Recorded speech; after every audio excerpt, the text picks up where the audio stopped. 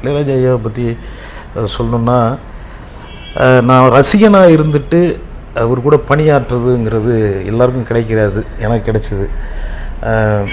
அப்படிங்கும்போது நான் நடிக்கும்போதே இளையராஜா ஐயா மியூசிக்கு நம்ம நல்லா நடிக்கணுங்கிற இன்ட்ரெஸ்ட் எடுத்து நான் நடித்தேன் உண்மையாகவே. அது காரணம் சுசீந்திரன் ஒரு டைரக்டர் இல்லைன்னா அந்த படத்தில் வந்து அழகர் சாமியின் குதிரைங்கிற ஒரு படம் வந்து எனக்கு அமைஞ்சிருக்காது.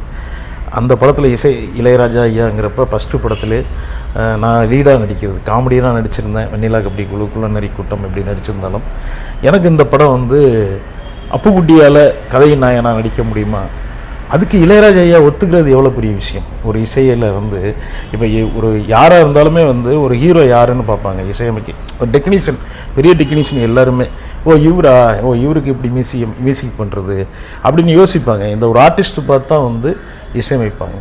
அதில் வந்து இளையராஜா ஐயா அது கிடையவே கிடையாது.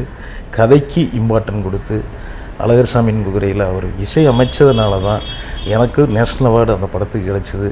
அது ரொம்ப சந்தோஷம். தேசிய விருது வந்து இன்றைக்கி வந்து அப்புக்குட்டின்னா இன்றைக்கி வந்து சினிமாவில் நல்லா நடிப்பாருங்கிற பேரை வாங்கி கொடுத்த அந்த படம்.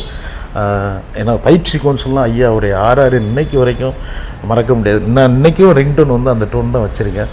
குதிக்கிற குதிரை குட்டி சாங் தான்.